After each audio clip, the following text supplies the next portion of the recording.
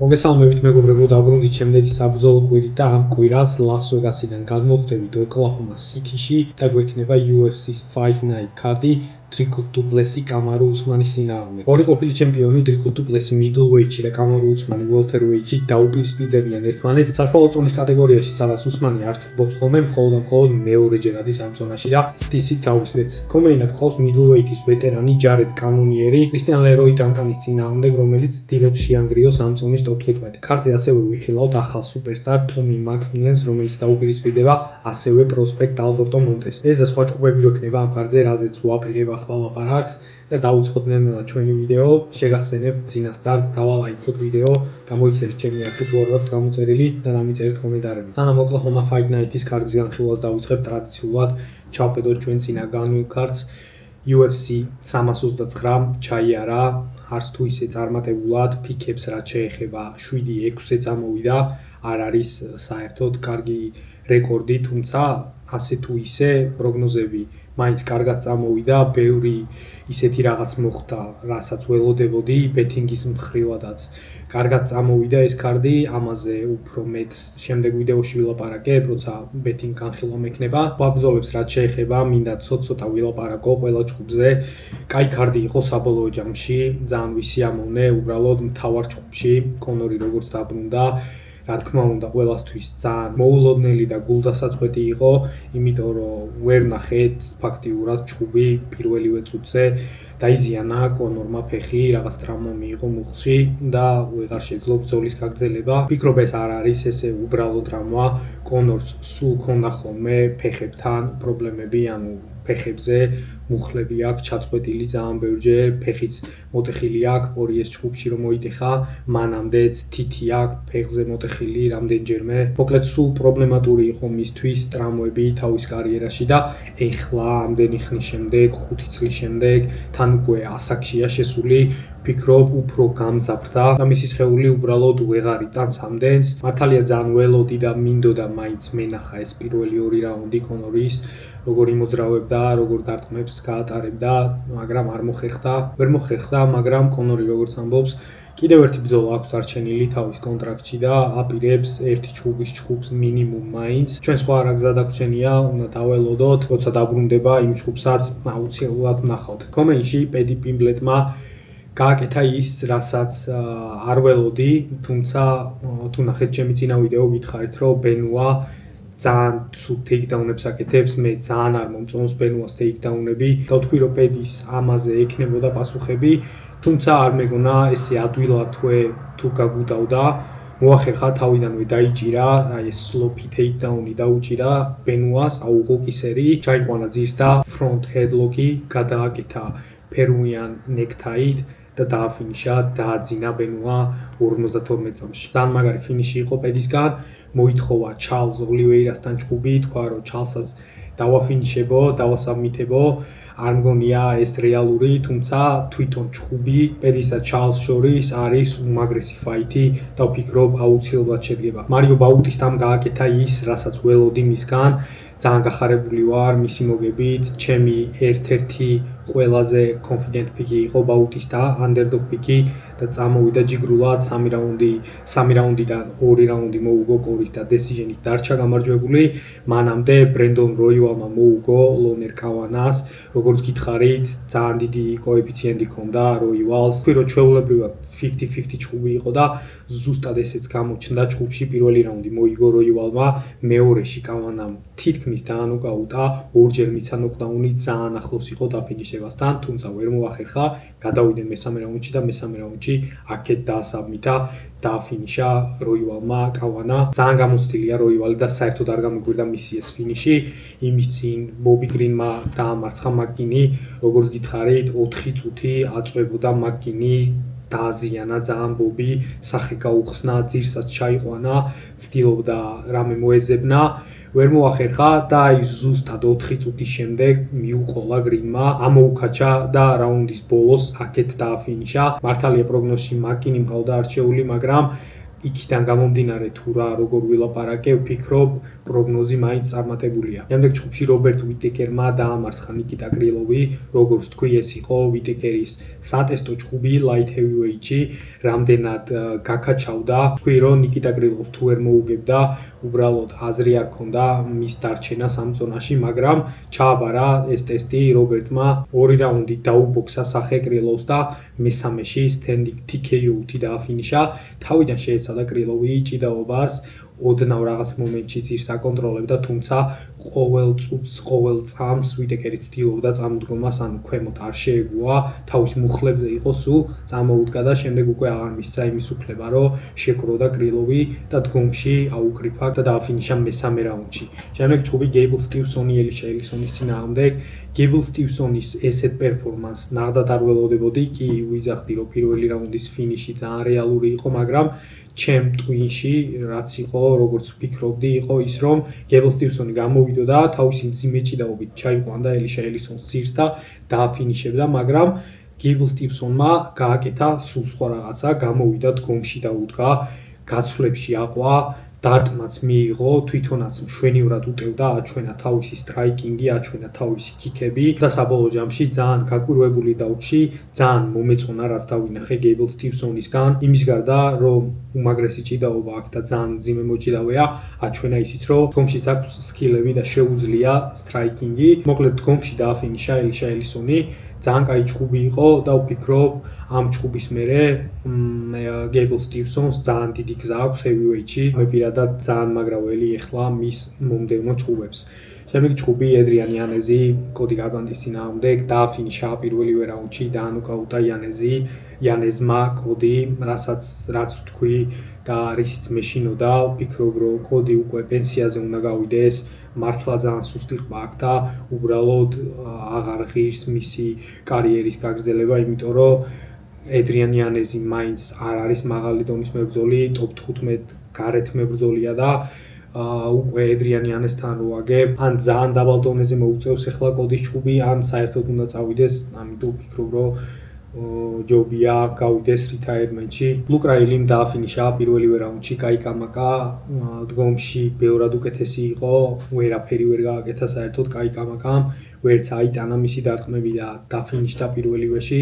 კონგუენგმა ტრეისი კორტეზი დაამარცხა დესიჟენით, ვერ მოახერხა, კი არა და არ მოახერხა ტრეისიმ თავისი ჭიდაობა საერთოდ არ წამოაჩინა, თავიდან ეგრევე დგომში დაუდგა კონგუენგს, არ ვიცი რისი იმედი ქონდა მართლა, მერე ცოტა აჭიდავდა, პირველი რაუნდი როცა მორჩა, თავისი კუთხე ეუნებოდა რომ უფრო იჭიდავეო, მაგრამ ვერა და ვერ მოახერხა, ნელ-ნელა უფრო და უფრო აუკრიფა ვენგმა, დაშალა, მერე შეეცადა ცოტა ჭიდაობას ტრეისი, თუმცა უკვე ისეთი ნაცემი და დაღლილი იყო, ვეღარაფერი ვეღარ გააკეთა, საბოლოოდ 3 რაუნდი მოუგო კონგუენგმა, დარჩა გამარჯვებული, იმის წინ პინასმა გააკეთა ზუსტად ის, რაც მეკონა პირველივე რაუნდში, დააფინიშა ალმეიდა, დაანოკაუტა, ბაშარატმა მოუგო ჯონ გარზას. ეს ჯგუფი ერთ-ერთი ყველაზე გამოსარჩევი იყო ჩემთვის ამ კარდზე.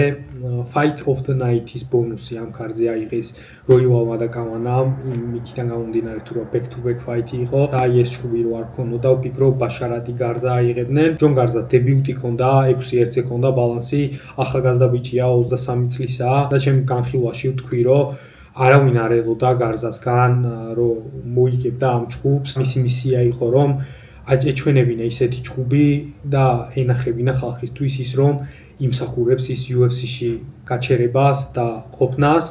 ვფიქრობ ეს მან 100%-ით გააკეთა, ძალიან კაი ჯგუფი აჩვენა, მე ძალიან მომეწონა ეს ბიჭი. 3 რაუნდი ერთი ნაბიჯი არ გადაუდგავს უკან, სულ წინა წვებოდა ბაშარატს, რაღაც მომენტებში პრობლემებსაც უქმნიდა, ტანში ძალიან კარგად მუშაობდა დარტყმებით, თავშიც დიდ დარტყმებს უტარებდა ბაშარატს, პასუხებიც ჰქონდა ბაშარატის თეიქდაუნებზე, თავიდან კი ჩაიყვანა ბაშარატმა და გააკონტროლა, მაგრამ მეორე რაუნდში ძალიან ბევრი თეიქდაუნი დაიცვა, ან ძირს თუ გადაყავდა ბაშარატს, ეგრევე დგებოდა, მოკლედ ბევრი რაღაც გვანახა ამ ბიჭმა ამ ჯგუფში და ვფიქრობ, რომ ესე კარგად თუ ეჭვები ბაშარატს და ესეთ პრობლემებს უქმნი, ეს ბიჭი აუცილებლად top 15-ის გარეთ ამ ზონაში ბენთემოიჩი ძალიან ბევრს შეუქმნის პრობლემას და ძალიან ბევრს დაამარცხებს, თან 23 წლისაა, ნელ-ნელა უფრო განვითარდება და მოკლედ მშვენიერი დანამატი ყავს UFC-ში. შემდეგი ჩხუბი რაიან განდრამ პირველივე რაუნდში თავისი სიმეხელებით დაიჭირა ზაგრისი და ფინიშა და პირველი ჩხუბი რაც ჰქონდა ალესანდრო კოსტა კოდი დორდენის წინააღმდეგ, კოსტა დარჩა გამარჯვებულით მეორე რაუნდის საბმიშენით.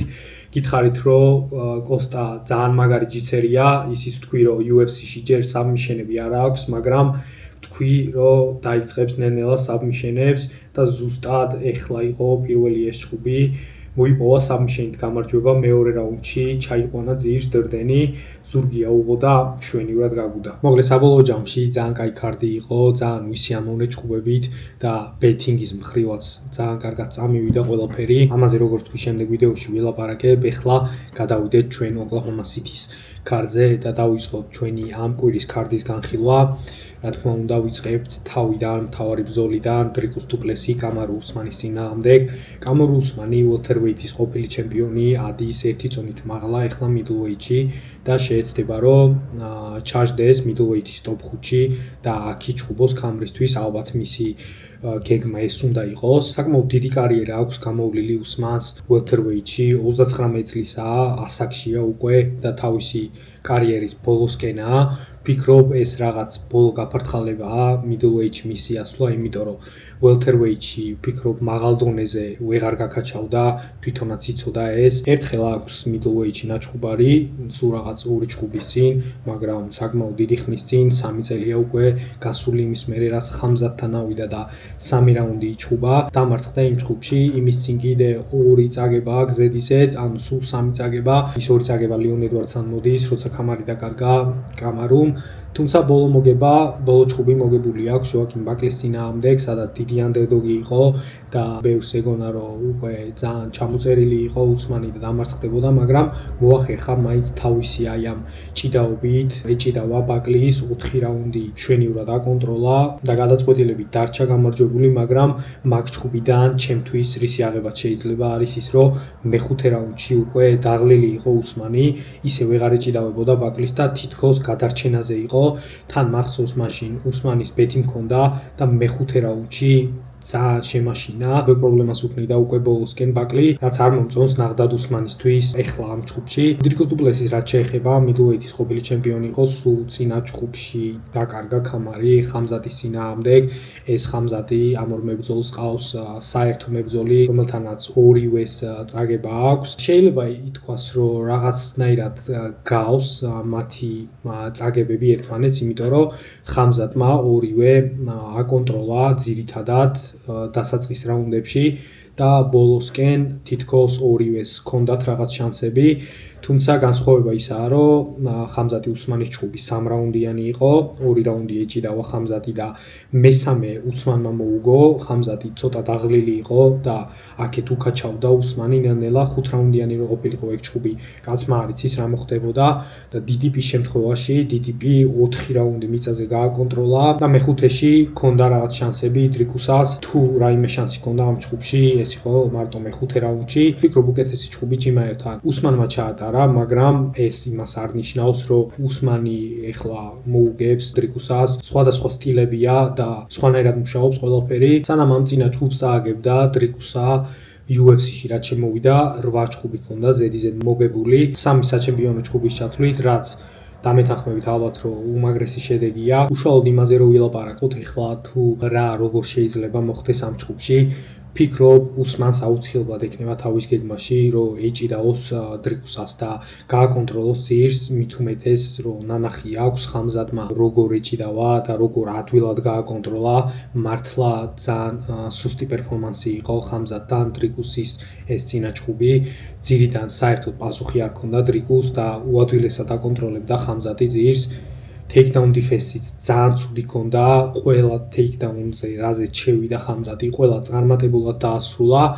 თუმცა ამის საწინააღმდეგოდ იმასაც ვიტყვი, რომ უსმანი არ არის იმ დონის მოჭიდავე, როგორიც ხამზადია, არ აქვს ისეთი ტეიქდაუნები, როგორცაც ხამზადი აკეთებს, მაგრამ ვფიქრობ, რომ რაღაც მომენტში წარმატება ექნება თავისი ჭიდაობით. ესიც ფაქტორია, რომ უკვე ძალიან ასაკშია უსმანი, ადრე როგორც ჭიდაობდა, ისე ნამდვილად ვეღარ ჭიდაობს, თან მუხლებზე ძალიან დიდი პრობლემები აქვს. თვითონაც ამბობს, რომ ვარჯიშის დროს ძირითადადერიდება ჭიდაობას და ინახავს ამ თავის მუხლებს თვითონ ჩხუბისთვის, რომ იქ იჭიდაოს, ანუ ასე ვთქვათ, ლიმიტირებულია მისი ჭიდაობა, მისი ამ დასუსტებული მუხლების გამო, ხოლო DDP-ის პირატესობებს რაც შეეხება, ვფიქრობ, დგომში უკეთესია DDP, უკეთესი კარდიო აქვს, თავისი წონა middleweight-ი უფრო დიდია ზომით, უფრო ჯანიანია, თან ძალიან უცნაური სტრაიკინგი აქვს, რაც ვფიქრობ, რომ შეუქმნის უსმანს პრობლემებს. უსმანიც არ არის დგომში ძალიან ცუდი, გვაქვს ჩვენ ნანახი მისი ჩხუბები, განსაკუთრებულად კარგად იყენებს თავის ჯებს, რითიც ყავს თუნდაც დურინიო, გილბერტ ბერნსი დამარცხებული საჩემპიონო ბრძოლაში. გვახსოვს მისი ნოკაუტი ასევე მასვიდალის წინააღმდეგ 1-2 როგორ ჩაუსვა, თუმცა რაზეც ვლაპარაკობ, ეხლა ეს ყველაფერი ძალიან დიდი ხნის წინ იყო, 6-5 წლის წინანდელი ჩხუბებია. დიდი დროა იმის მერე გასული, ასაკშია უსმანი და ვფიქრობ, რომ ამ ჩხუბში ფავორიტი DDP უნდა იყოს. ბუქმეიკერების მხრივ, რო ჩავხედოთ კოეფიციენტებს, 1.37 აქვს დრიკუსას, დიდი ფავორიტია საკმაოდ, კამარუსმას აქვს 3.02 ეხლა და ვფიქრობ, რომ რეალურია ეს კოეფიციენტები, ვფიქრობ, რომ დარჩება ამ ჩხუბში გამარჯვებული დრიკუს დუბლესი. გადავიდეთ კომეინ ივენტზე, ჯარედ კილა გორილა კანონიერი კრისტიან ლეროი დანკანის წინააღმდეგ. კიდევ ერთი middleweight-ის ჩხუბი გვექნება, ZZ მეორე ამ ქარდზე. თავარი ორი ჩხუბია, ანუ middleweight-ის. ჯარედ კანონიერი უკვე საკმაოდ ასაკშია, ვეტერანია UFC-ის, 42 წლისაა. ეხლა ჩხუბობს middleweight-ში, მაგრამ ეს ის კაცია, რომელსაც აქვს ნაჩხუბარი UFC-ის 3 სხვადასხვა წონით კატეგორიაში, აქვს ნაჩხუბარი heavyweight-ში, light heavyweight-შიც და middleweight-შიც.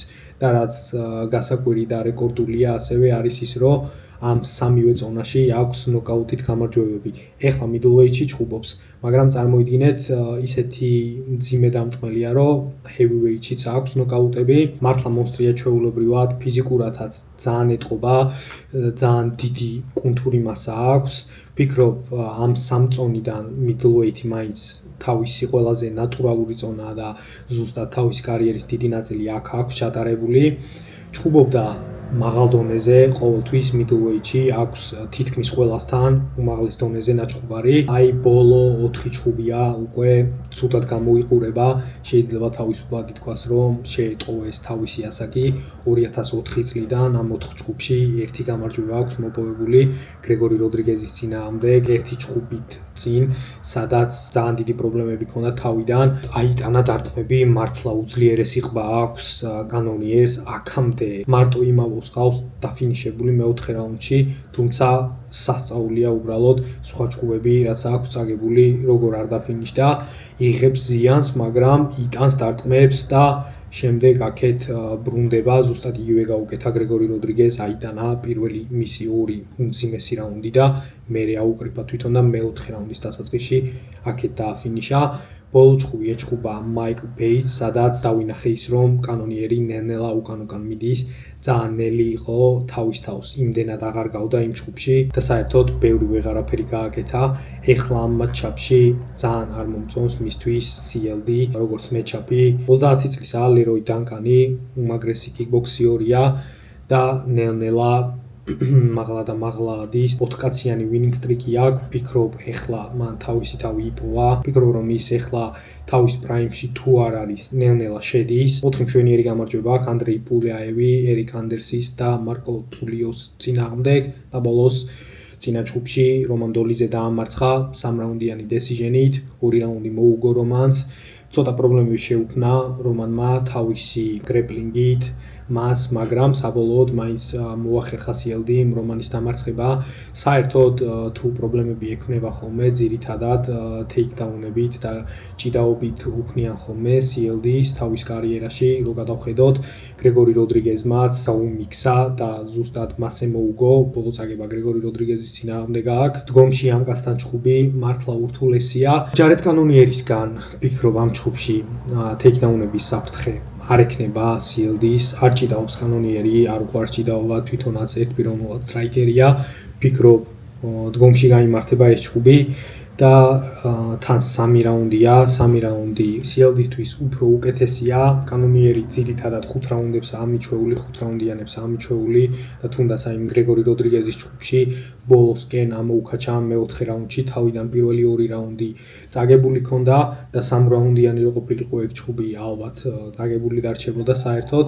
ამიტომ ამ ჩხუბში ფიქრობ რომ დარჩება CLD გამარჯვებული. კოეფიციენტებს რო ჩავხედოთ 1.27 აქვს კრისტიან დანკანს, ხოლო კანონიერს 3.68 საკმაოდ დიდი ანდერდოგია კანონიერი. ფიქრობ შეიძლება CLD-მ დააფინიშოს კანონიერი ამ ჩხუბში და დაანოკაუტოს, ან თუ ვერ დაანოკაუტა, იმდენი მაინც გააკეთოს, რომ დესიჟენი დარჩეს გამარჯვებული. გადავედით შემდეგ ჩხუბზე, ჩეის ჰუპერი მიჩ რამირეზის წინააღმდეგ.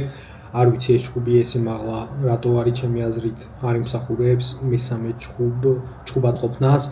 26 წლის ჩეის ჰუპერი, რომელსაც ბოლო 2 ჩხუბია საკმაოდ ცუდად მისდის საქმე, ანოკაუტებენ მას პირველ რაუნდში. უმოწყალოდ ჯერ ლენს გიბსონმა დაანოკაუტა სულ რამდენიმე კვირის წინ და იმის წინ 2025-ში ალექსანდრე ჰერნანდეზმა პირველ რაუნდში დაიჭირა და აფინიშა. ჩეის ჰუპერი ლაითვეიტში მოღვაწეობს ახლა, თუმცა შეიძლება ითქვას, რომ ახალი ასულია, სულ რამდენიმე ჩხუბი აქვს ჩატარებული, 4-5 ჩხუბია, რაც ლაითვეიტშია, მანამდე ფედერვეიტში ჩხუბობდა. ფიქრობ, უკეთესად გამოიყურება ლაითვეიტში და თავიდან რო ავიდა, მშვენივრად გამოიყურებოდა მართლა, 3 ჩხუბი ზედიზედ მოიგო და დიდი ჰაიპი მოიპოვა კიდევაც, იმიტომ რომ ძირითადად მაინც გრეპლერია და რასაც აკეთებს და რითიც გამოირჩევა არის თავისი ჯიუ-ჯიტსუ, მართლა მაგარი გრეპლერია და ძირს ძალიან კაი ჩოუქები აქვს და ძალიან კაი მკინვეულები აქვს, მაგრამ ლაითვეიტში რო ავიდა, დგომშიც მშვენივრად ჩხუბობდა, აჩვენა თავისი სტრაიკინგის სკილები, თუმცა როგორც მალევე ავიდა მაღლა, ეგრევე დაეცა ქვემოთ ამ ბოლო 2 ჩხუბში ცუდად გამოიყურებოდა, აჩვენა რომ ყბის პრობლემები აქვს, საერთოდ სუსტი ბიჭია, არ არის ესეთი ფიზიკური და ეხლა უკვე ხშირად ხედავთ მას ნოკაუტში. მიჩ რამირეს რაც შეეხება 8-3-ზე აქვს ბალანსი, ასაკითაც დიდია, 33 წლისაა. UFC-ში სულ 2 ჩხუბი აქვს ჩატარებული და ორივეში წაგება აქვს, მაგრამ საკმაოდ კარგ მებრძოლებს ეჩხუბა, ტიაგო მოისესთან აქვს პირველი წაგება და მეორე მაიკ დევისთან. ჩეის ჰუპერისგან განსხვავებით, მიჩ რამირეზი უფრო სტრაიკერია, მძიმე ხელები აქვს და ცდილობს რომ დგომში მოუნახოს თავის მეტოქეს რამე და დააფინიშოს სტრაიკინგში. ორივე თავის წინა ჩხუბში დაფინიშდა ნოკაუტით, თუმცა ორივე ჩხუბში ძირს ყავდათ ჩაყვანილი მის მეტოქეებს ის და პრობლემებში ყავდათ, განსაკუთრებულად მაიკ დევის ზურგი ჰქონდა აღებული, თან მაიკ დევისი მართლა ძალიან მაგარი ჯიცერია და ვერ მოახერხა მისი დაფინიშება, მისი დასაბმითება, კისერი ვერ უპოვა, რაც ვფიქრობ რომ ძალიან კაი სკილია მისთვის ამ ჩხუბში და მას დაეხმარება ეს, იმიტომ რომ ჩეის ჰუპერს მართლა ძალიან კაი მკინვეულები აქვს და ის რომ ესეთი გამძლეა რამირეზი ძირს მიწაზე და მისი დასაბმითება ძალიან ძნელია, ვფიქრობ ამ ჩხუბში დაეხმარება მას. ვფიქრობ ესე დგომში თუ გაჩერდა ეს ჩხუბი, უპირატესობა მიჩ რამირეზს უნდა კონდეს. შეიძლება ახლო იყოს, მაგრამ აი ამ თავისი მძიმე დარტყმებით არ გამოურიცხავ რომ რაღაცა გაუტაროს ჩეის ჰუპერს და დააფინიშოს. ზის თუ გადავიდა ჩხუბი, მომწონს ძალიან მიჩ რამირეზის ეს თავისი გამძლეობა მიწაზე. თან ჩეის ჰუპერი ესეთი მძიმე მოჭიდავე არ არის, ძირითადად ისე ხდება ხოლმე ჩხუბში რომ რაღაც სკრემბლის დროს აღმოჩნდებიან ხოლმე ძირს ჩეის ჰუპერთან ჩხუბის დროს გულისხმობ, ანუ თავისი მეტოქეები ცდილობენ აქეთ რომ ძირს გადაიყვანონ ის და შემდეგ ის ქვემოდან მუშაობს, ან კიდე დაზიანებულ მეტოქეს შეაჯდება ხოლმე ჩეისი და შემდეგ იქ ასაბმითებს ხოლმე. მოკლედ არ მომწონს ამ ჩხუბში ჩეის ჰუპერი, წინა 2 ჩხუბი როგორც წააგო, ძალიან ცუდი სანახავი იყო ჩემთვის, თუმცა კოეფიციენტებს რო ჩავხედოთ, ძალიან დიდი ფავორიტია ჩეის სუპერი 1 და 24 აქვს, 3 და 95 აქვს მიჩ რამირეზ. არ ვიცი რატო ამ ხელა ფეივორიტი მართლა, ორივეს ბოლო ორი ჩხუბი წაგებული აქვს. ჩეის სუპერი ბევრად უფრო მძიმედ არის დანოკაუტებული. დაახლოებით ერთი დონის მებრძოლებთან აქვთ ორივეს წაგებები, თავისი ბოლო ორი წაგებები. ვფიქრობ, რომ კოეფიციენტები თანაბარი უნდა იყოს. და მე მაინც უფრო მიჩ რამირეზისკენ გადავიხრები. თან ამ ხელა ანდერდოგი როა, რაღაც სამართლობის შეგრძნებას მიტოვებს და უფრო მომწონს ამ დაპირისპირებაში მიჩ რამირეზი. შემდეგი ჩხუბი გვაქვს ქალების დაპირისპირება, ტაბატა რიჩი, ფატიმა კლაინის წინააღმდეგ. ეს ჩხუბი არის ტაბატა რიჩის პირველი ჩხუბი, სადაც ამ ხელა ანდერდოგია, ესეთი ანდერდოგი საერთოდ UFC-ში არ ყოფილა ტაბატა რიჩი, თან მით უმეტეს ბევრად გამოცდილია UFC-ში ვიდრე ფატიმა კლაინი და უფრო მაღალ დონეზე აქვს UFC-ში ნაჩხუბარი, უფრო მაღალი დონის მეტოქეები ყავს გამოვლილი რიჩის. 3 და 78 აქვს კოეფიციენტი, ფატიმა კლაინს აქვს 1 და 26, მაგრამ იმასაც ვერ ვიტყვი, რომ არ ვეთანხმებით კოეფიციენტებს, იმიტომ რომ ფატიმა კლაინი მართლა ძალიან კაი მებრძოლია, 9-1 აქვს ბალანსი, UFC-ში აქვს 4 ჩხუბი ჩატარებული, საიდანაც 1 წაგება აქვს, დებიუტი რაც იჩხუბა 2024 წელს ჯასმინ ჟუსტავიშთან იჩხუბა, თუმცა ვფიქრობ, რომ თუნდაც იმ ჩხუბის შემდეგ განვითარებულია ეს გოგო და ბოლო 3 ჩხუბი რაც იჩხუბა, ძალიან კარგად იჩხუბა და ძალიან კაი სკილები აჩვენა. ვიქტორია დუდაკოვა მეორე რაუნდში დააფინიშა, მერე მელისა მარტინეზი დააფინიშა მესამე რაუნდში, ეს ორივე ნოკაუტია და ბოლოს ენჯელა ჰილს ეჩხუბა 2025 წელს. ვეტერანს შვენივრად მოუგო 3 რაუნდიანი დესიჟენით, აჩვენა თავისი გრეპლინგი და ჭიდაობა, რაც ნაღდად არ არის ადვილი ენჯელა ჰილის წინააღმდეგ. ეს გოგო ფატიმა კლაინი ძირითადად გამოირჩევა თავისი სტრაიკინგით, აქვს ძალიან კაი დგომი დისტანციაზე, ძალიან კარგად ჩხუბობს, იქნევს ფეხებს, ხელებს, ყველაფერს კარგად აკეთებს და ანჯელა ჰილის ჩხუბში აჩვენა ისიც, რომ შეუძლია ჭიდაობა, მშვენივრად ჭიდაობს და მშვენივრად იღებს პოზიციებს. ვფიქრობ საერთოდ, რომ ფატიმა კლაინი ტალანტია ამ წონაში, 26 წლის გოგოა, თან უფრო და უფრო ვითარდება. ძალიან ახალგაზრდაა, დამეთანხმებით 26 წელი არაფერი არ არის. ტაბატა რიჩის რაც შეეხება 12-4-ზე აქვს ბალანსი და UFC-ში იყოფება 2021 წლიდან. არ არის ძალიან დიდი დრო, თუმცა რო ჩავხედოთ, აქვს ჩატარებული 12 ჩხუბი 2021 წლიდან, საერთოდ არ არის ცოტა 12 ჩხუბი დამეთანხმებით. ბოლო ჩხუბი წაგებული აქვს ვინდა ჯანდირობასთან, იმის წინ ამანდარიბასთან აქვს მოგებული მეორე რაუნდის ფინიშით, ნოკაუტით, რაც ძალიან კაი მოგებაა. იმის წინ შანონიანთან აქვს ნაჩხუბარი, ენჯელა ჰილი, ტესა პენინგტონი, ლუპიტა გოდინეზი, ჯილიან რობერტსონი, როგორც გითხარით, ძალიან კარგ მებრძოლებთან აქვს ნაჩხუბარი და ამ მხრივ უფრო გამოცდილია ვიდრე ფატიმა კლაინი, მაგრამ აი სკილებით ვფიქრობ, რომ ფატიმა კლაინი უკეთესია. ტაბატა რიჩის სტრაიკინგი იმდენად კარგი არ არის როგორც კლაინის, უფრო ალბათ ვიტყოდი, რომ ჭიდაობით უფრო უკეთესია და კლინჩი მუშაობს კარგად. სუფთა გრეპლინგი და ჯიუ-ჯიტსუ ალბათ რიჩის უფრო კაი ექნება, შავი ქამარია ტაბატა რიჩი, მაგრამ არ ვფიქრობ ნახდად, რომ მოახერხებს და ამ ჩხუბში კლაინს გადაიყვანს სირს და იქ გააკონტროლებს ან რამის მოუნახავს. დგომში ვფიქრობ, რომ კლაინი აუცილებლად აჯობებს, ვფიქრობ დატოვებს კლაინი ამ ჩხუბს დგომში და 3 რაუნდიანი დესიჟენით დარჩება გამარჯვებული. ერთი შანსი რაც ექნება და ვფიქრობ, რაზეც იმუშავებს რიჩი, იქნება კლინჩ ვორკი. აი ამანდარიბასთან როგორც მოიგო, კლინჩი მიაყენა ზიანი და კლინჩიდან დააფინიშა. რაღაც მომენტში შეიძლება გაჩერდეს იქ, მაგრამ ვფიქრობ, რომ გამოეცლება იქიდან კლაინი, დგომში დაუდგება და დგომში დაამარცხებს. შემდეგი ჩხუბი მეინ კარდის ბოლო ჩხუბი, ტომი მაკმილენი ალბერტო მონტესის წინააღმდეგ. ორი პროსპექტი დაუპირისპირდება ერთმანეთს UFC-ში. ორივეს თითო-თითო ჩხუბი აქვს ჯერჯერობით ჩატარებული UFC-ში და ორივე მოდის დანავაითის კონტენდერების სერიიდან. იქ აქვს თავიანთი კონტრაქტი მოპოვებული. ტომი მაკმილენი დაუმარცხებელია 10-0-ზე აქვს ბალანსი, ალბერტო მონტეს 11-1-ზე აქვს. არ მეგონა ნახდად ესე მალევე თუ მიცემდნენ ესეთ რთულ ბრძოლას ტომი მაკმილენს, იმიტომ რომ ესე ვთქვათ, ამომავალი სუპერსტარია ტომი მაკმილენი, შონ ომალის ძალიან ახლო მეგობარია, ერთად ვარჯიშობენ, სპარინგ პარტნიორია.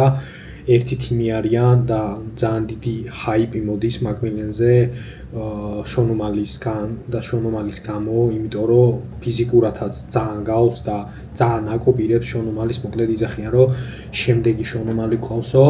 პირველი ჩხუბი UFC-ში მიცეს უადვილესი მანოლო ზეჩინის წინააღმდეგ და ეგრევე დააფინიშა პირველ რაუნდში ზეჩინი, ბონუსიც აიღო, ჩაახუტეს ეგრევე ბონუსი, მოკლედ აჰაიპებს UFC და რატომღაც ვფიქრობდი, რომ ესეთ ადვილ ჩხუბებს მიცემდნენ 1, 3, 4 ჩხუბს მაინც და ნელ-ნელა დააბილდაფებდნენ, მაგრამ რატომღაც ძალიან რთული ჩხუბი მიცეს. არ ვიცი თუ ფიქრობენ, რომ ადვილი ჩხუბი იქნება მისთვის მონტესი, მე ნახდად არ ვფიქრობ ამას. სანამ მონტესზე გადავალ, ცოტას კიდევ ვილაპარაკებ ტომიზე. დანაოითით კონტენდერების სერიაში აქვს მოპოვებული, როგორც გითხარით, კონტრაქტი, თუმცა ძალიან რთულად აქვს, შეიძლება ითქვას, იმიტომ რომ დავით მგოიანს შეხვდა სომეხ მებრძოლს, რომელმაც ძალიან დიდი პრობლემები შეუქმნა მას თავიდან.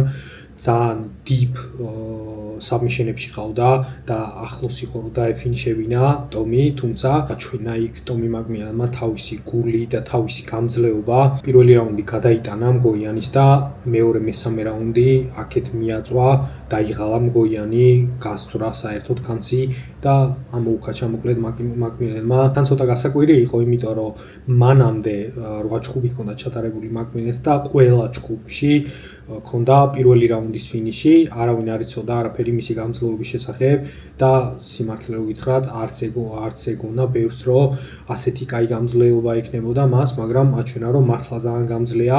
მესამე რაუნდში ძალიან დუხით ჩხუბობდა, თარო ნახა რომ თავის მეტოქე უკვე დაღლილი იყო, უფრო და უფრო აწვებოდა, ერთი წამი არ გაჩერებულა.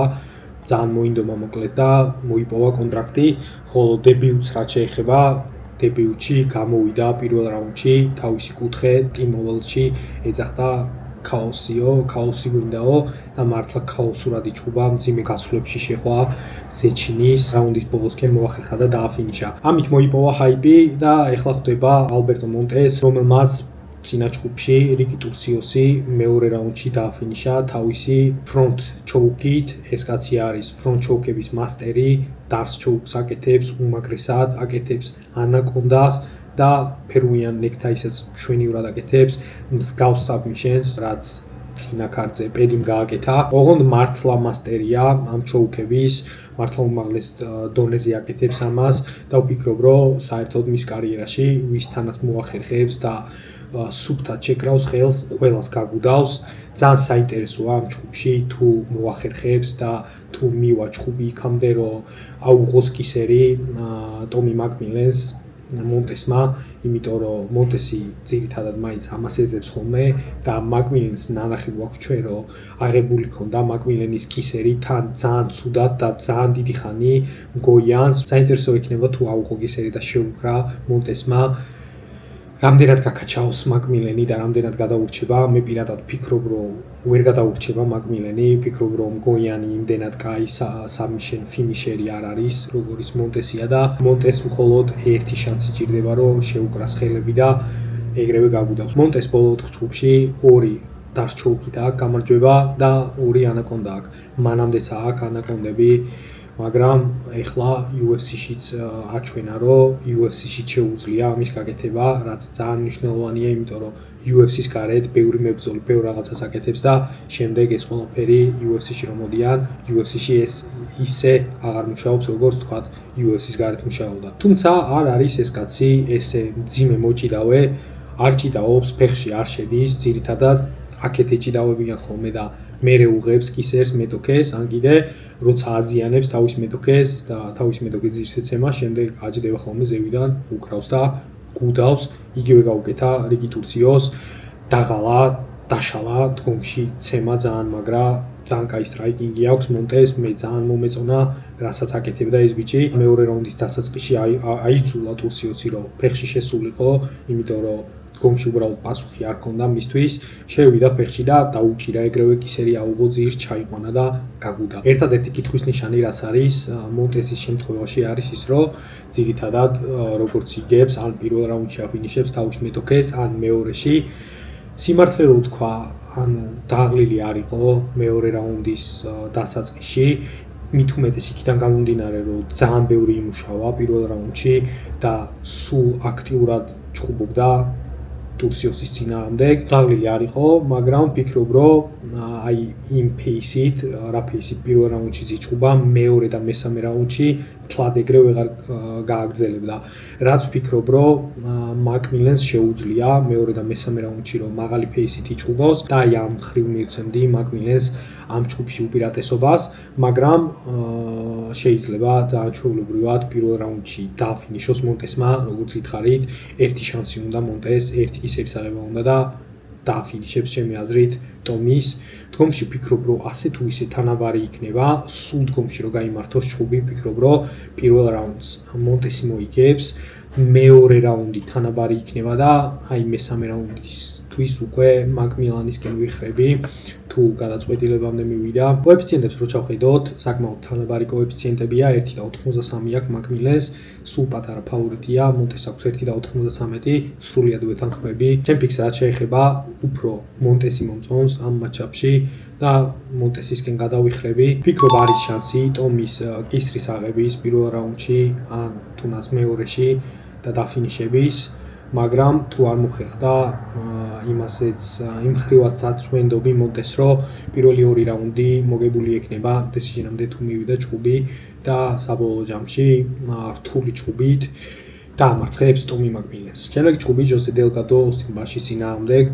ასე თუ ისე ორივე მებრძოლი ახალია UFC-ში, ჯოსე დელგადო 2025 წლიდან ჩხუბობს, 4 ჩხუბი აქვს უკვე ჩატარებული, საკმაოდ აქტიური მებრძოლია და ამ 4-დან მხოლოდ ერთი წაგება აქვს, ერთი ჩხუბის წინ ნათანიელ ვუდთან ინგლისში, ლონდონში დამარცხდა გადაწყვეტილებით, სადაც ჩვეულებრივად შეიძლებოდა, რომ დელგადოსთვისაც მიეცათ ეგ ჩხუბი, ძალიან ახლო ჩხუბი იყო, ორივე მებრძოლს ჰქონდა თავისი შანსები. ბოლო ჩხუბს რაც შეეხება, სპლიტ დესიჟნით აქვს მოგებული ანდრე ფილის წინააღმდეგ, სადაც ის ჩხუბი უფრო ანდრე ფილის მივეცი მე, უფრო მომეწონა. ფილი იმ ჩხუბში სტრაიკინგში შეჩხუბებოდა მას და ტეიქდაუნებსაც უკეთებდა.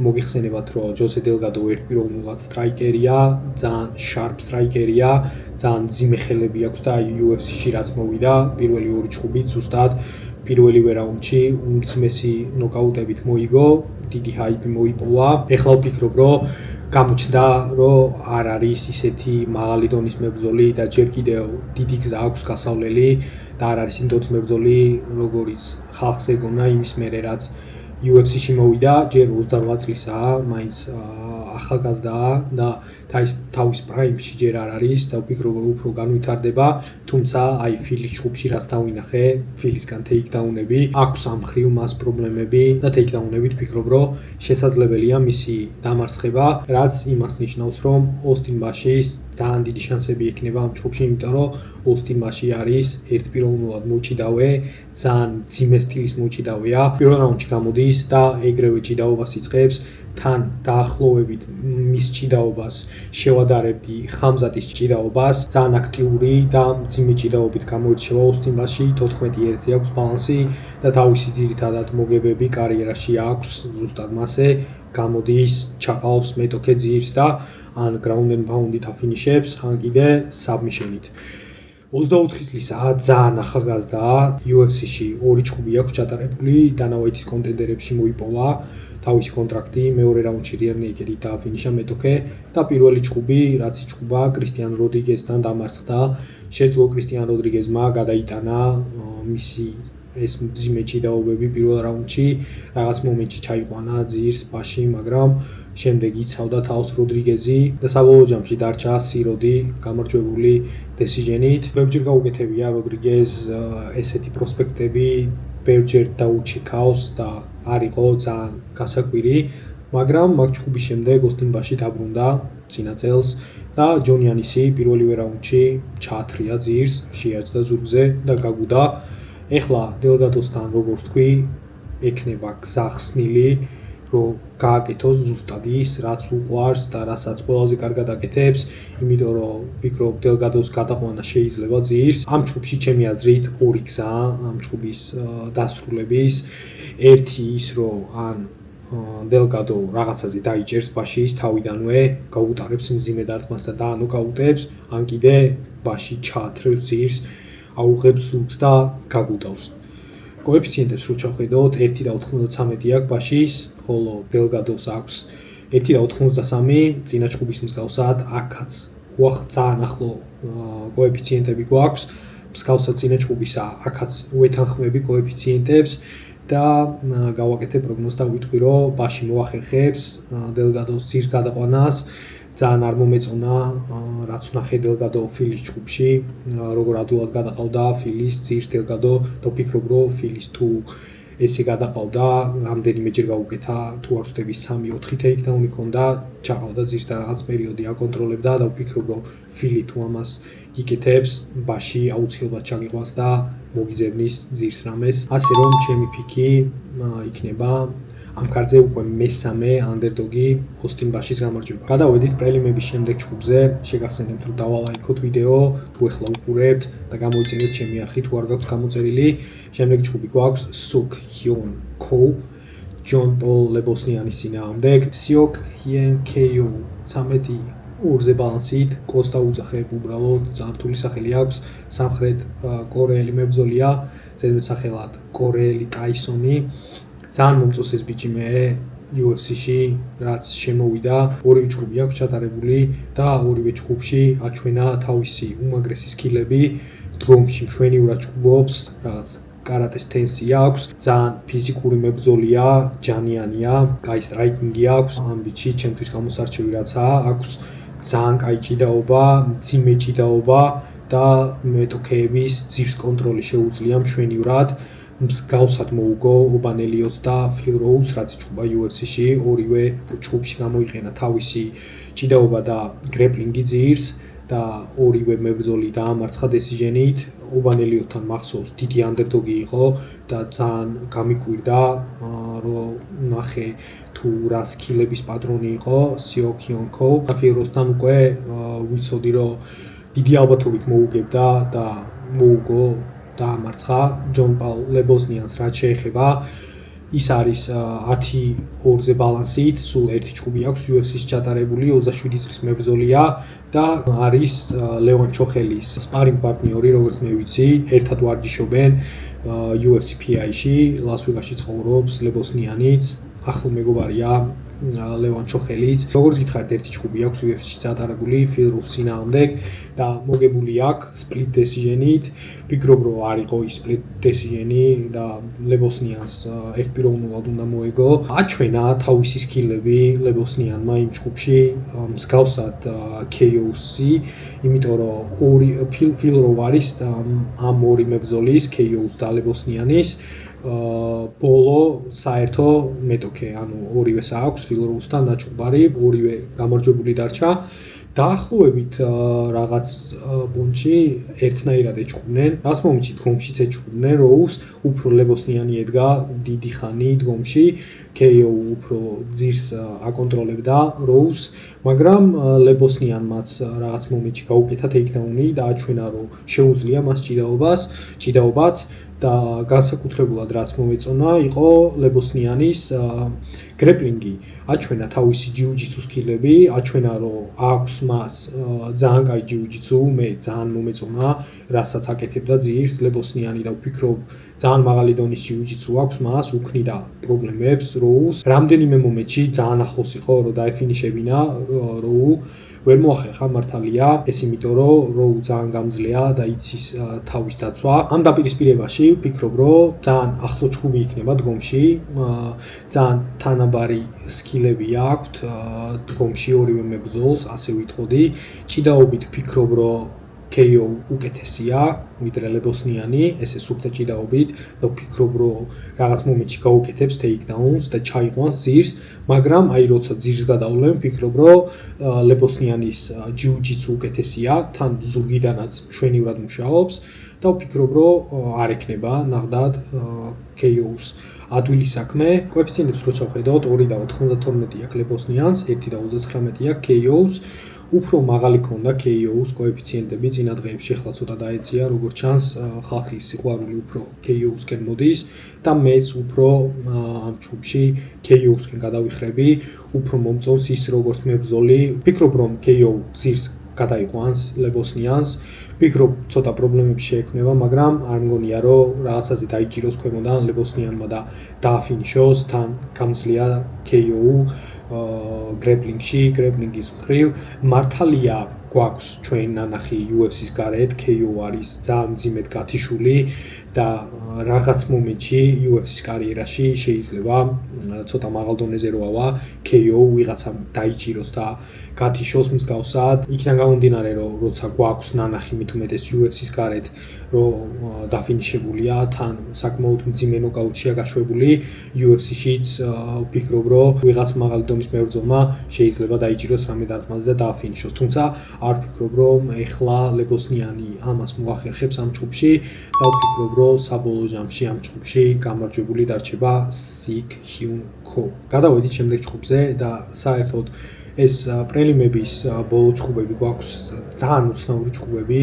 უცებ ვილაპარაკებ ეხლა და ავხსნი თუ რატო. ფელიპე ფრანკო ეჯგუფება ლევი როდრიგეს. ლევი როდრიგესისთვის ეს არის დებიუტი UFC-ში, ხოლო ფელიპე ფრანკოს აქვს ერთხელ უკვე ნაჩხუბარი.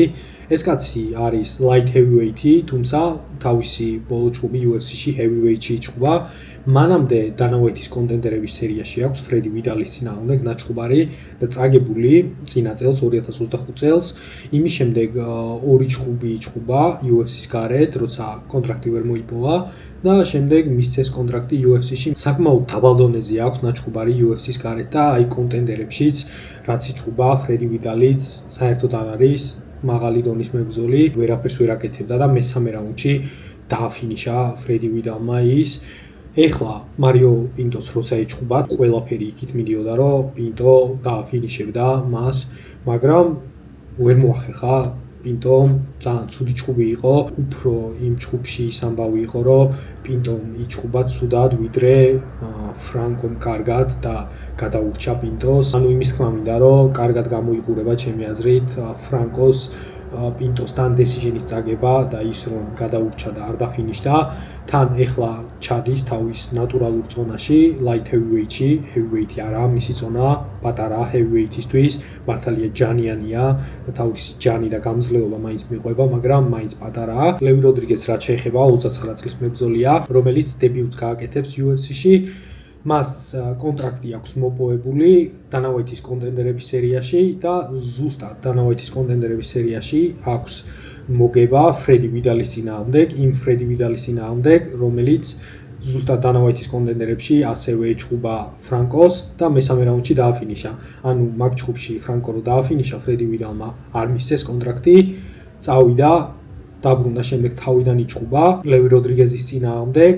დამარცხდა მასთან, ლევი როდრიგესმა მოიპოვა კონტრაქტი და ამ კონტრაქტის მოპოვების შემდეგ ამოუგდეს რაღაც სტეროიდები, როგორც ჩანს, გაიწმინდა და მისცეს ეხლა იმის საშუალება, რომ დაბრუნდეს UFC-ში და იჩხუბოს. მოკლედ ძალიან ჩახლართულია ყველაფერი რა, იმიტომ რომ კაცმა არ იცის ეხლა ლევი როდრიგესი როგორი დაბრუნდება. ეხლა ვიცით რომ აღარ არის სტეროიდებზე და როგორ შეიპში იქნება, რანაირად იჩხუბებს, სხვაგან სადაც ჩხუბობდა, იქაც სტეროიდები ჩხუბობდა და ყველა ჯგუფში ფინიში აქვს მოპოვებული და დაუმარცხებელია. მართულია ჩემი აზრით ამ ჯგუფში პიკის გაკეთება და იმის თქმა თუ რომელი მებრძოლი შეიძლება დარჩეს გამარჯვებული. კოეფიციენტებს შევხედოთ 1.59 აქვს ლევი როდრიგეს, ხოლო ფელიპე ფრანკოს აქვს 2.58. ამ ჯგუფისთვის ჯერჯერობით დამატებული კოეფიციენტები არ გვაქვს და არ ვიცი რა ექნება კოეფიციენტი 1.5 რაუნდზე მეც ან 2.5 რაუნდზე მეც, მაგრამ იქიდან გამომდინარე რომ ესე რომელიმე მებრძოლის პიკს ვერ ვაკეთებ, იმედოვნებ რომ 1.5 რაუნდზე მეც არ ექნება ძალიან დაბალი კოეფიციენტი და გავაკეთებ პროგნოზს და ვიტყვი რომ ეს ჯგუფი გაგრძელდება 1.5 რაუნდზე მეტი. შემდეგი ჯგუფი ეიდენ კორეა, სტიუარტ ნიკოლის წინააღმდეგ.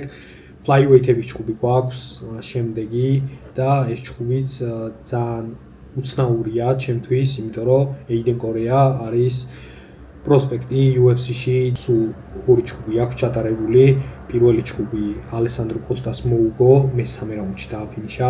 ეს ალესანდრო კოსტა წინა კვირას ვინც ვიხილეთ და თუ რა მაგარ ფორმაშია ალესანდრო კოსტა ეხლა 2026 წელს სამი ჩხუბი აქვს ჩატარებული, სამივე ფინიში. ნელ-ნელა მაღლა და მაღლა ადის, როგორც თვითონ კოსტამ თქვა, მაგ ჩხუბში ტრავმა ჰქონდა და ტრავმით იჩხუბა, მაგრამ ვერ დაუკარგავთ ეიდენ კორეას, უმაგრესი მოგებაა. იმის შემდეგ ლუის გურულე დაამარცხა ასევე. მართლა მაღალი დონის მებრძოლია ეიდენ კორეა და ვფიქრობ, რომ ამ ზონაში ბევრს მიაღწევს ეს მებრძოლი. ძალიან კაი სტრაიკერია, ულამაზესი სტრაიკინგი აქვს მართლა და უმძიმესი ხელები აქვს ფლაივეითისთვის.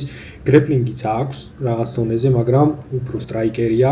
სტიუარტ ნიკოლს რაც შეეხება 8-3-ზე ბალანსი აქვს და UFC-ში ამ წელს ნაჩხუბარი აქვს ზუსტად ალესანდრო კოსტას წინააღმდეგ და ალესანდრო კოსტას მეორე რაუნდში ბოდი შოტით ყავს გათიშული. მანამდე კიდევ ორი ჩხუბი აქვს UFC-ში ჩატარებული, ლუკას როშას ეჩხუბა და ხესუს აგილარს ორივე ჩხუბში დამარცხდა, თან აგილარმა დააფინიშა.